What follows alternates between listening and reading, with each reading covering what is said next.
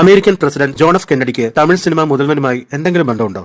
നമുക്കൊന്ന് അന്വേഷിക്കാം. 1962 John F Kennedy Nadigar തിലകം ശിവാജി ഗണേശനെ അമേരിക്കയിലേക്ക് ഇന്ത്യയുടെ കൾച്ചറൽ അംബാസിഡറായി ക്ഷണിക്കുന്നു. ന്യൂയോർക്കിലെ നയാഗ്ര വെള്ളച്ചാട്ടത്തിന്റെ മേയറായി ശിവാജി ഗണേശനെ ഒരു ദിവസത്തേക്ക് ജോൺ എഫ് കെന്നഡി നിയമിക്കുന്നു. ഈ സംഭവത്തിൽ നിന്നാണ് മുതൽവൻ എന്ന സിനിമയ്ക്ക് കഥയുണ്ടായത്. ഒരു ദിവസത്തേക്ക് മുഖ്യമന്ത്രിയാകാൻ ഒരു പത്രപ്രവർത്തകന് അവസരം വരുന്നതാണ് മുതൽവൻ എന്ന സിനിമയുടെ കഥ. പിന്നീട് ഈ സിനിമ നായക് എന്ന പേരിൽ ഹിന്ദിയിൽ റീമേക്ക് ചെയ്യപ്പെട്ടു. ബംഗ്ലാദേശിലെ ബംഗാളി ഭാഷയിൽ മിനിസ്റ്റർ എന്ന പേരിൽ ഈ സിനിമ പിന്നീട് റീമേക്കായി. പിന്നീട് മിഥുൻ ചക്രവർത്തി നായകനായി ബംഗാളിലെ ബംഗാളി ഭാഷയിലും ഈ കഥ സിനിമയായി. ഒരു ഗുണ്ട ഒരാഴ്ചത്തേക്ക് ആഭ്യന്തരമന്ത്രിയാകുന്നതാണ് ഈ സിനിമയുടെ കഥ.